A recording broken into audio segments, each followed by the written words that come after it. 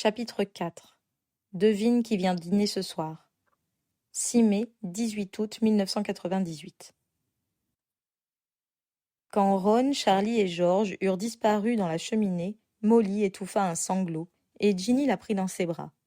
Hermione endigua le début d'inondation provoqué par le débordement de l'évier et termina de remettre la cuisine en ordre avec l'aide de Harry. Plus tard, Hermione reprit la cheminée pour faire des courses et Harry alla chercher Teddy. Andromeda lui avait en effet demandé de le prendre pour lui permettre de faire des démarches administratives au ministère.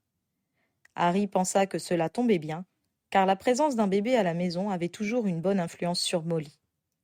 Ils passèrent l'après-midi à se promener dans la campagne autour du terrier, au grand ravissement de Teddy qui regardait avec intérêt autour de lui, ses iris changeant sans cesse de couleur. Quand les garçons Weasley rentrèrent, George avait le regard moins éteint.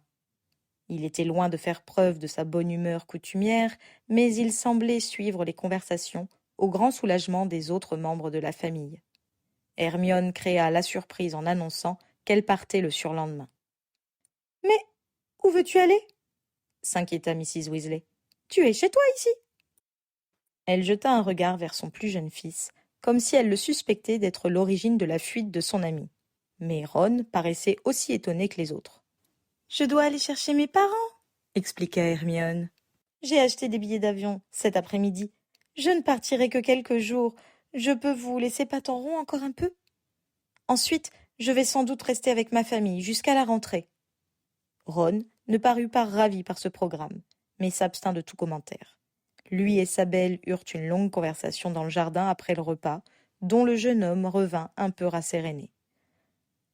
« Elle m'a dit qu'on pourrait se voir à son retour le soir, quand j'en aurais fini avec le magasin, » expliqua-t-il à Harry, alors qu'il se préparait pour la nuit. « L'avantage d'être sorcier, c'est que la distance n'est pas un obstacle. »« C'est bien, » commenta Harry, qui pensa cependant que lorsqu'Hermione réintégrerait Poudlard en septembre, elle pourrait moins facilement se libérer.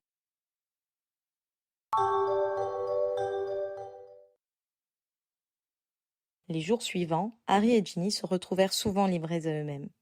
Hermione était en Australie et Molly se rendait utile auprès des sorciers dans la détresse.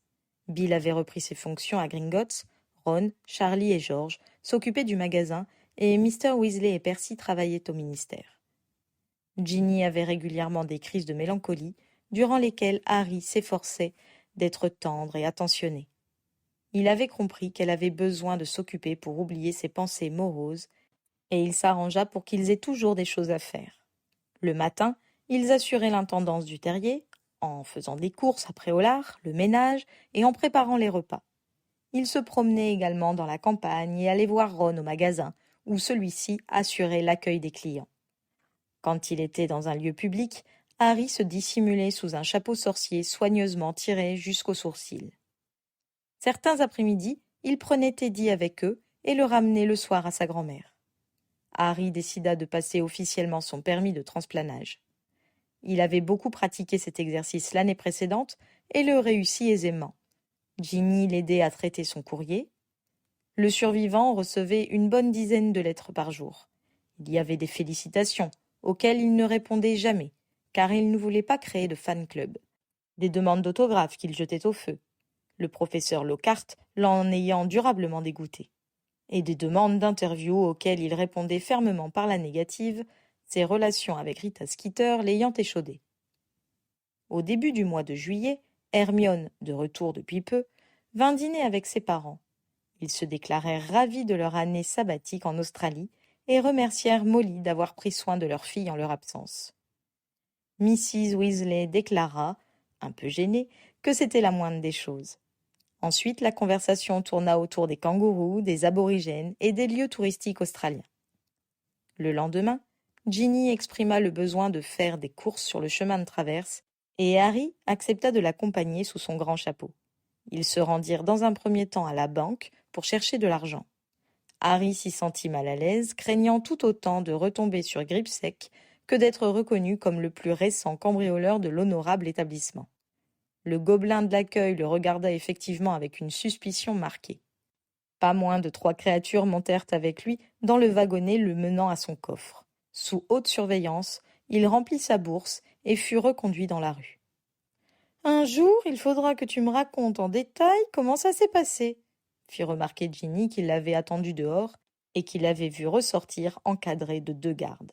« Plus tard, » grommela Harry, vexé d'être traité comme un voleur, même s'il devait admettre que ce n'était pas sans fondement.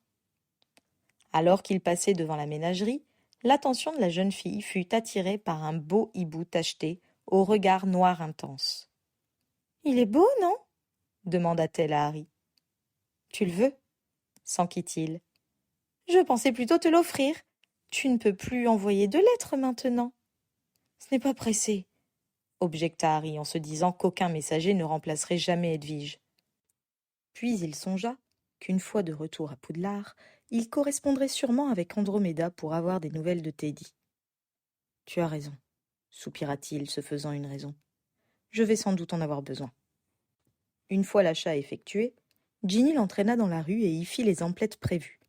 Ils s'arrêtèrent devant le magasin de balais, séduits par une image animée qui vantait les mérites d'un tout nouveau modèle. « Le foudre de guerre !» déchiffra Ginny. « Il est superbe ! On va voir !» proposa Harry. Ils admirèrent le prototype en présentation. Il avait fière allure, argenté du manche jusqu'au bout des brindilles. Selon la fiche technique, il était le fruit des dernières innovations magiques et offrait des capacités d'accélération et une souplesse de manœuvre inédits. Le confort n'avait pas été oublié, car un Hypervius avait été intégré permettant de jouer dans une tornade sans recevoir une goutte de pluie. Harry se souvint qu'il n'avait plus de balai et qu'il fallait qu'il s'en procure un d'ici la rentrée s'il voulait réintégrer l'équipe de Quidditch. Son cœur se serra en pensant qu'il avait perdu un des rares cadeaux de Sirius. Mais il devait se faire une raison. Il venait de remplacer sa fidèle Chouette et il avait besoin d'un nouveau balai.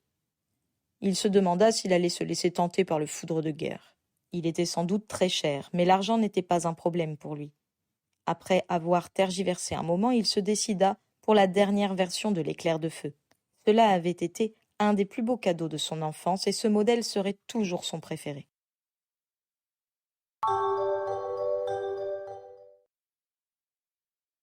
Au cours de la 3e semaine de juillet, 3 hiboux arrivèrent de Poudlard, portant des lettres pour Harry, Ron et Ginny. Ils apprirent qu'ils étaient invités à passer les examens validant l'année précédente, juste avant la rentrée de septembre. Pour permettre aux élèves qui avaient eu une année scolaire perturbée de se remettre à niveau, l'école ouvrait ses portes à ceux qui le souhaitaient dès le 1er août. Chaque missive était signée Aristote Brocklehurst, directeur de Poudlard.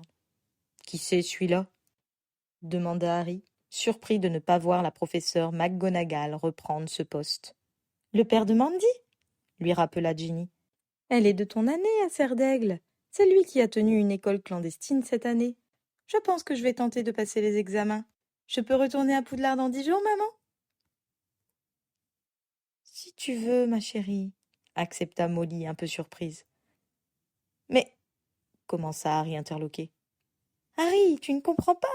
Si je passe en 7e année, on sera dans la même classe à la rentrée de septembre. » Harry admit que cela compensait une séparation de 4 semaines. « Pourquoi n'en feriez-vous pas autant, les garçons ?» interrogea Mrs. Weasley. « Vous pourriez passer vos aspics à la fin du mois prochain. » Ginny lança un regard mauvais à sa mère. « Je n'aurai jamais le niveau en si peu de temps, » objecta Harry. « Enfin, Harry, ta magie naturelle te permettrait sûrement… » Mrs. Weasley, je n'ai aucune chance de réussir les épreuves théoriques, réfuta Harry. « Et toi, Ron ?» attaqua Molly en changeant de cible. « Tu devrais en profiter pour obtenir tes diplômes. Je suis certaine qu'Hermione va y aller également. Tu ne veux pas étudier avec elle ?» Ron parut ébranlé par ce dernier argument, mais il jeta un œil vers George qui buvait son thé et répondit fermement. « Non, je suis plus utile au magasin. » Sa mère parut tenter de répliquer, mais elle suivit son regard et renonça. De toute façon, Hermione ne retournait pas à Poudlard.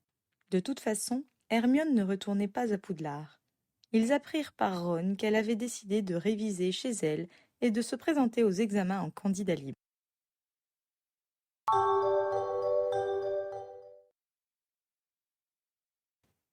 La veille du départ de Ginny, on fêta les 18 ans de Harry. Même George fit un effort pour sourire un peu et joindre sa voix aux autres pour chanter la chanson traditionnelle, ce qui toucha beaucoup le jeune homme. Le lendemain, Harry accompagna Ginny à King's Cross avec Mr. et Mrs. Weasley.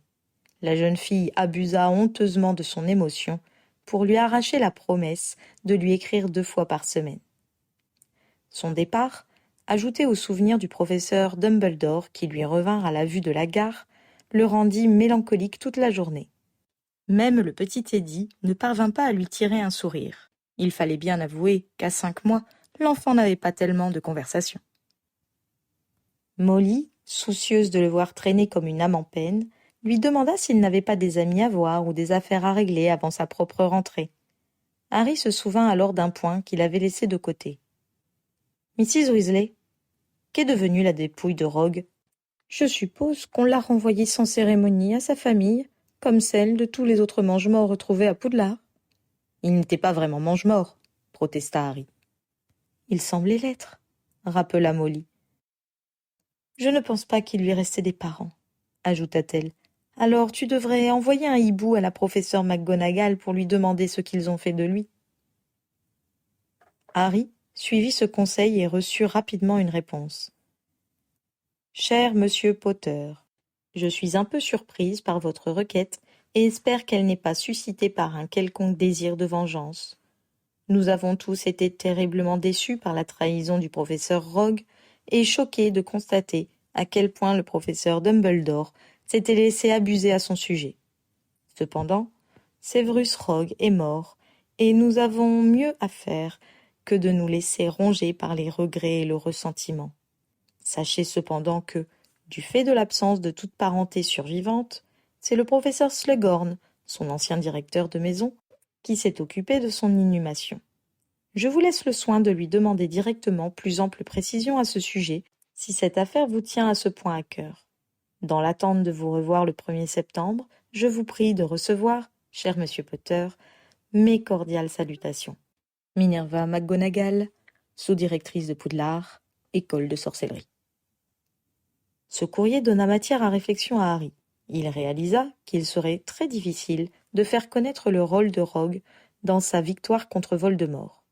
Peu de monde savait qu'il avait lui-même mis fin au jour de Dumbledore, mais il était, dans la mémoire des sorciers, le directeur qui avait fermé Poudlard aux enfants dont le sang n'était pas assez pur et qui avait laissé sévir les carreaux contre des élèves sans défense. Harry se dit qu'une réhabilitation devrait émaner d'une personnalité officielle et il demanda à Arthur Weasley de lui organiser une entrevue avec le ministre de la Magie. Malgré son emploi du temps surchargé, Kingsley Shacklebolt accepta de le recevoir 2 jours plus tard entre 2 rendez-vous officiels. Harry exposa sa demande, réexpliquant les raisons du geste de l'ancien professeur de potions envers son directeur et indiquant qu'il avait acquis la certitude que Rogue avait prétendu être mange-mort toute l'année écoulée pour préserver Poudlard du pire. Il souligna qu'il avait protégé Ginny et Luna en décidant lui-même de leur punition après leur expédition dans son bureau pour dérober l'épée de Gryffondor. Enfin, il rappela comment Rogue s'était arrangé pour lui faire parvenir le précieux objet magique. « Puis-je savoir comment tu as obtenu toutes ces informations ?» demanda Shacklebolt. « Il m'a confié ses souvenirs pendant qu'il agonisait, » expliqua Harry. « Vous pouvez aussi questionner le portrait de Dumbledore à Poudlard. Il vous confirmera mes dires, » assura-t-il. Le ministre réfléchit un moment et trancha.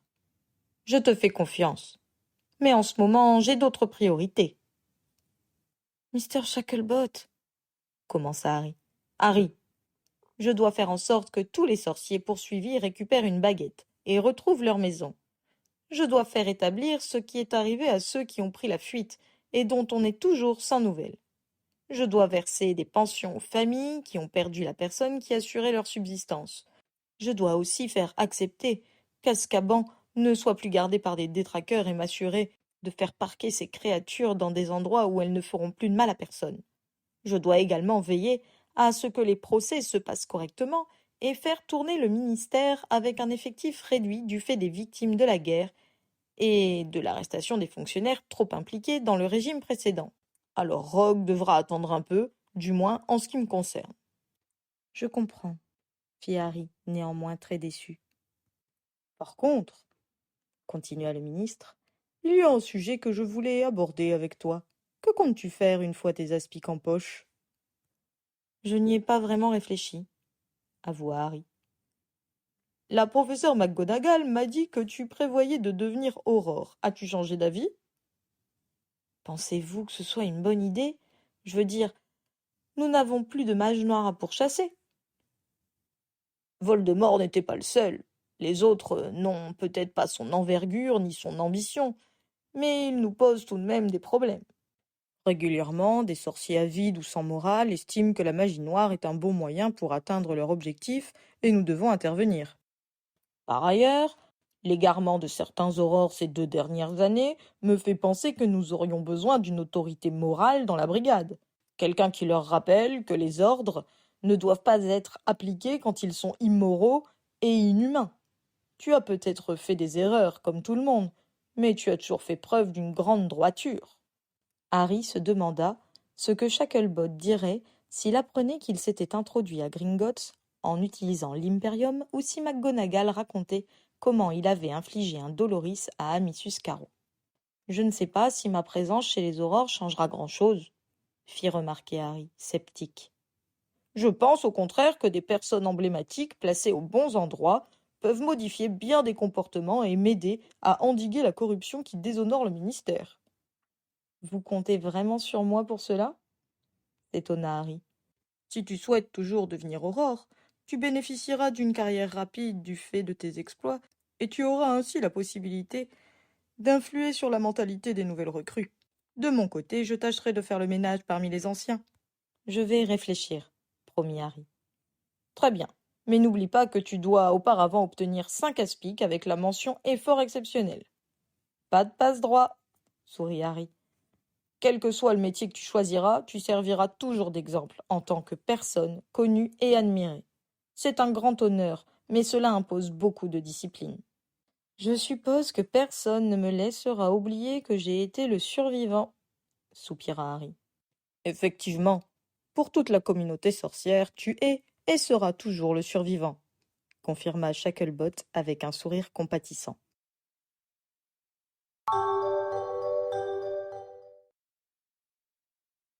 Assez ébranlé, Harry raconta la scène à Hermione, qui venait leur rendre visite environ une fois par semaine, malgré ses révisions pour les examens.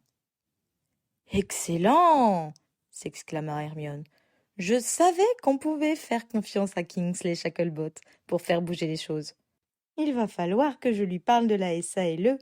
Tu sais, Harry, si j'ai mes aspics, je poserai ma candidature pour entrer au département de régulation et de contrôle des créatures magiques. Il faut s'attaquer au mal par la racine. Oui, c'est très bien, approuva mollement Harry, découragé à l'idée que personne, à part lui, ne se préoccupe du sacrifice de Rogue. En effet, il n'avait rencontré auprès de Ron qu'un soutien très limité à sa cause. Mais il avait sous-estimé son amie. Comme toujours, elle avait une solution à proposer. Tu sais que Lee est rentré à la RITM? Il anime une émission. Devine qui vient dîner ce soir, dans laquelle il interroge des personnalités. Ce serait un coup de pouce pour lui si tu acceptais de répondre à ses questions. Et cela te permettrait de faire connaître le rôle du professeur Rogue auprès d'une très large audience. Hermione, s'écria Harry. Tu sais que tu es génial. Ron me le rappelle assez régulièrement, admit-elle en couvant son petit ami d'un sourire satisfait.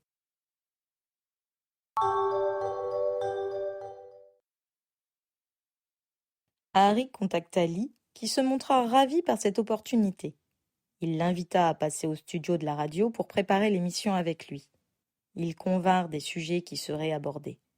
L'animateur indiqua cependant qu'il y aurait des questions non prévues pour préserver le côté spontané de leur entretien.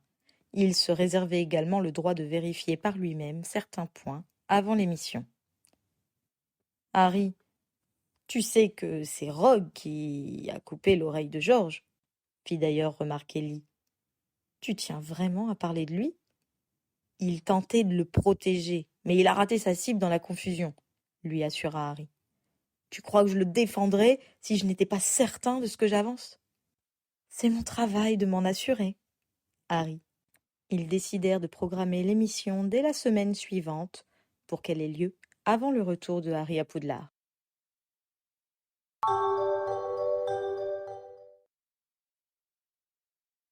Le grand soir arriva et Harry, la gorge serrée par le trac, s'installa devant l'ami de George. Lee envoya le générique de son émission, fit un clin d'œil à Harry et commença. Mesdames et messieurs, damoiselles et damoiseaux, merci d'écouter Devine qui vient dîner ce soir. C'est un grand jour aujourd'hui, car nous avons l'honneur d'accueillir le célèbre, le merveilleux, notre sauveur à tous, j'ai nommé le grand Harry Potter. Bonjour Harry. Bonjour Lee, répondit Harry d'une voix qu'il ne reconnut pas. Harry, vous êtes connu depuis votre enfance comme étant le survivant. Vous vous êtes distingué comme attrapeur de génie dès votre arrivée à Poudlard. Vous êtes le vainqueur de la Coupe des 3 sorciers en tant que 4e sorcier, ce qui vous donne un statut unique. Vous avez été le premier à nous prévenir du retour de vous savez qui et avez persévéré à le clamer, bien que la presse vous ait traîné dans la boue et ait tenté de vous faire passer pour fou. Vous avez fondé le premier mouvement de résistance à Poudlard, l'association de défense plus connue sous le nom d'Armée de Dumbledore. Enfin, après avoir été pendant presque 1 an l'indésirable numéro 1, vous avez combattu vous savez qui en combat singulier et l'avez vaincu. Harry, pourquoi vous? Ah, balbutia Harry, surpris par la soudaineté de la question et par sa formulation. Eh bien, surtout par hasard. Cela aurait pu tomber sur un autre. Mesdames et messieurs, vous constatez que le survivant est d'une modestie à toute épreuve. Bien, je vais poser la question qui pend aux lèvres de tous les sorciers. Harry Potter, qu'avez-vous fait durant les mois pendant lesquels vous avez disparu en compagnie de vos amis Ron Weasley et Hermione Granger? Nous avons dû nous cacher pour échapper au ministère de la magie et accomplir certains actes pour mettre un point final au règne de Voldemort. Pourriez-vous être un peu plus précis? Pas vraiment. Cela a trait à des actes de magie noire que j'aurais infiniment préféré ne pas avoir à connaître, commenta Harry, qui ne put retenir un frisson en repensant aux fragments d'âme de son ennemi qu'il avait si longtemps porté en lui. Je ne demanderai pas d'autres précisions à notre invité. Croyez-moi, l'expression qu'il adopte en ce moment même vient de me guérir de toute curiosité mal placée. Laissons donc la magie noire là où elle est. J'avoue que j'ose à peine poser la question suivante. Harry Potter, devant de nombreux témoins, vous avez repoussé l'Avada Kedavra de vous savez qui d'un simple Expelliarmus. Comment expliquez-vous ce miracle? Il n'y a aucun miracle. C'est un acte d'ancienne magie, accompli par ma mère, Lily Potter, expliqua Harry, qui avait préparé sa réponse pour ne parler sur les ondes ni des Horcruxes, ni des reliques de la mort. Elle a payé cette protection de sa propre vie, et je lui en suis profondément reconnaissant. Est-ce ainsi que vous avez survécu à votre première confrontation avec ce mage de sinistre réputation, alors que vous n'étiez qu'un bébé? Tout à fait. Cela voudrait-il dire qu'il pourrait revenir comme il l'a déjà fait? S'inquiéta Lee. Cette fois, il est mort définitivement, assura Harry. Comme je l'ai indiqué tout à l'heure, mes amis et moi avons fait le nécessaire pour qu'il puisse être éliminé pour de bon. Je tiens d'ailleurs à préciser que le professeur Dumbledore a beaucoup participé à notre quête, ainsi que le professeur Rogue. Le professeur Rogue? Celui qui a rendu Poudlard interdit aux sorciers d'ascendance moldue? Celui qui semblait si bien s'entendre avec les suppôts de Voldemort qui ont infligé des doloris aux élèves qui avaient l'audace de s'élever contre leur autorité? Celui dont le rôle pendant la Première Guerre n'a jamais été complètement élucidé? Celui qui semblait nourrir contre vous une rancune personnelle quand vous étiez son élève? Oui, admit Harry en grimaçant, car il se serait bien passé de l'éloquence de Lee au sujet de son ancien professeur. Je reconnais que je ne l'aimais pas beaucoup, et qu'il me le rendait bien. Mais il est cependant incontestable qu'il a fidèlement servi le professeur Dumbledore dans sa lutte contre Voldemort. Pour lui, il a espionné les Mange-Morts et, s'il s'est compromis, c'est pour mieux accomplir sa mission. Je peux également vous affirmer que, sans son intervention, Voldemort aurait une fois de plus été capable de revenir. Je tiens à reconnaître publiquement l'aide qu'il m'a apportée. Aide qu'il a payée non seulement de sa vie, mais aussi de sa réputation. Réputation que vous avez à cœur de blanchir. Cela me semble juste. J'ai également senti dans vos propos une grande admiration pour le professeur Dumbledore. Un livre est sorti cette année sur ce personnage célèbre, révélant qu'il nous avait dissimulé des éléments peu reluisants de son passé. L'avez-vous lu? Si vous voulez parler du Ramassis Drago, qui a pour titre Vie et mensonges d'Albus Dumbledore, oui, j'en ai lu quelques passages, juste assez pour comprendre à quel point il est loin de la vérité. Tout ce que contient ce livre est donc faux? J'ai longtemps admiré le professeur Dumbledore, parce qu'il était mon guide et mentor. J'ai eu l'occasion d'en apprendre davantage sur sa vie, et si je l'admire maintenant, c'est que je connais ses erreurs de jeunesse et que je les juge pardonnables. Je le juge également à la lumière de ce qu'il a fait dans sa vie pour notre communauté, et je trouve parfaitement honteux qu'une prétendue journaliste se permette de le traîner dans la boue après sa mort. Je ne vous sens pas tellement bienveillant à l'égard de Rita Skeeter. Je ne pense pas que la bienveillance puisse être associée à cette personne, asséna Harry, qui s'était pris au jeu des questions au point d'en oublier son trac.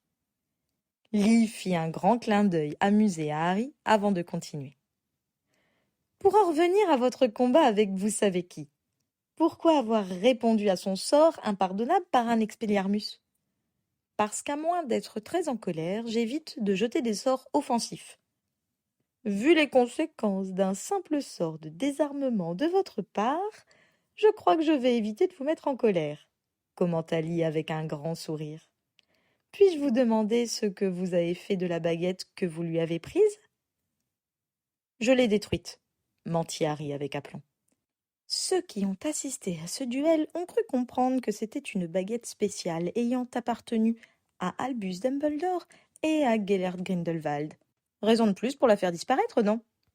Si vous le dites. Bien, il est 9h moins 5 et notre émission tire à sa fin. Une dernière question? Harry Potter, quels sont vos projets pour l'avenir?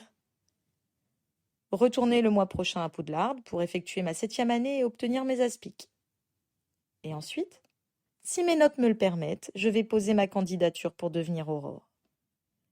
Je ne pense pas me tromper en affirmant que tous ceux qui nous écoutent se joignent à moi pour vous souhaiter bonne chance et se sentent rassurés en pensant que vous continuerez à veiller sur notre sécurité. C'est très gentil à vous. J'espère me montrer digne de votre confiance. Sur cette dernière touche de modestie, nous allons prendre congé. Avez-vous quelque chose à dire à nos auditeurs?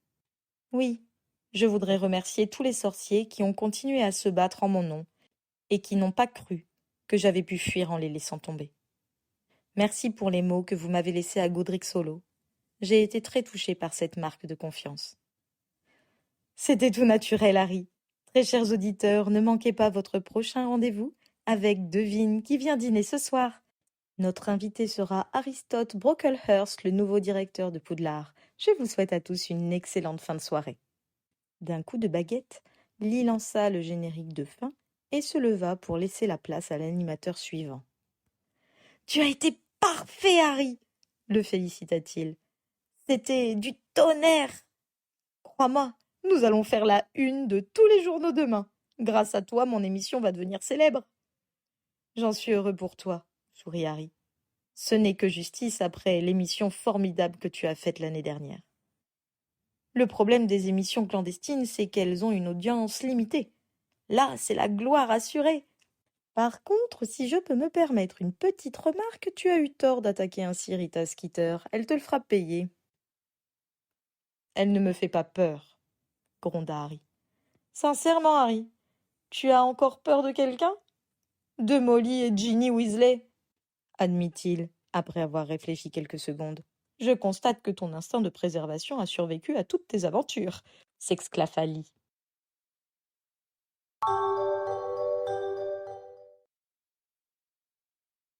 Effectivement, de nombreux articles reprirent de larges extraits de l'audition radiophonique et de nombreuses chroniques furent écrites à ce sujet.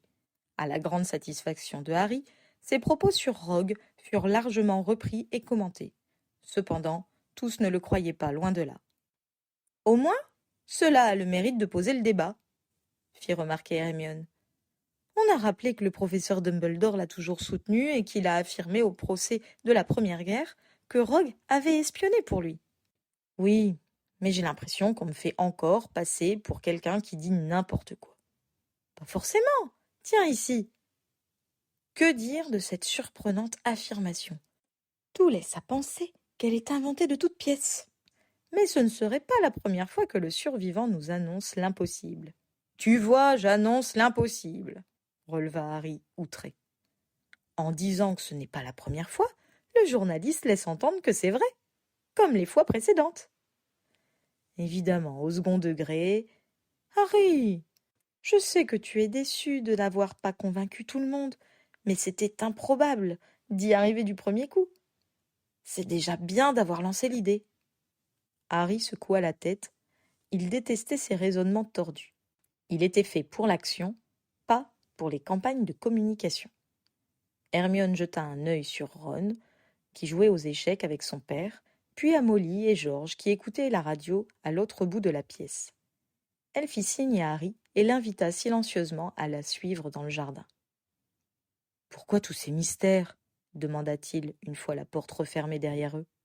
« Il y a un sujet dont je voulais te parler, mais je n'arrive jamais à être seul avec toi. » Harry sentit son estomac se contracter. Ces précautions n'auguraient rien de bon pour sa tranquillité. « Quoi encore ?» demanda-t-il plaintivement. « La baguette !» répondit-elle. « Quoi, la baguette? La baguette de l'aîné? Je vais la remettre dans le tombeau de Dumbledore dès que j'en aurai l'occasion. »« Ce n'est pas une bonne idée. Tu as révélé 2 fois qu'elle appartenait à Dumbledore. Elle sera trop facile à retrouver. »« J'ai dit que je l'avais détruite. »« Et si on ne te croit pas? Et après, il faudrait me voler cette baguette pour en prendre possession. Or, je n'ai pas l'intention de l'utiliser. »« Mais Harry, il suffit d'avoir écouté le discours que tu as débité à Voldemort pour comprendre que te désarmer permet de se rendre maître de la baguette de l'aîné, quelle que soit la baguette que tu as en main. C'est comme ça que cela s'est passé avec Malfoy, n'est-ce pas? Tu te rends compte que ton ascendance sur cette baguette est à la merci du premier Expelliarmus mal intentionné qui t'atteindra? Tu veux devenir Aurore, non? Tu crois qu'il ne t'arrivera jamais de te laisser prendre par surprise? Harry réfléchit un moment aux arguments de son ami. « D'accord. Qu'est-ce que tu me conseilles ?» demanda-t-il. « Pour commencer, de ne pas remettre cette baguette dans le tombeau de Dumbledore. Cet emplacement est trop prévisible. Ensuite, il va falloir trouver un endroit où on ne la trouvera jamais. Dans les contes, on finit toujours par retrouver les objets les mieux dissimulés, remarqua Harry. « Harry, on n'est pas dans un conte, siffla Hermione agacée, n'ayant visiblement rien perdu de son pragmatisme. N'empêche que l'histoire des 3 frères est bien basée sur la réalité. Mais les objets en question ont été créés par des sorciers. Les reliques de la mort sont une invention pure et simple. » Harry préféra ne pas répondre à autant de mauvaise foi. Il s'était suffisamment disputé à ce sujet durant l'année précédente. « On peut la mettre dans la salle sur demande si elle a survécu au feu magique après Crabbe ?» proposa-t-il. « Tu as bien fini par y retrouver le diadème de Rowena Serdaigle, » opposa-t-elle. « Tu as une meilleure idée ?» Hermione avoua que non, et ils rentrèrent dans la maison.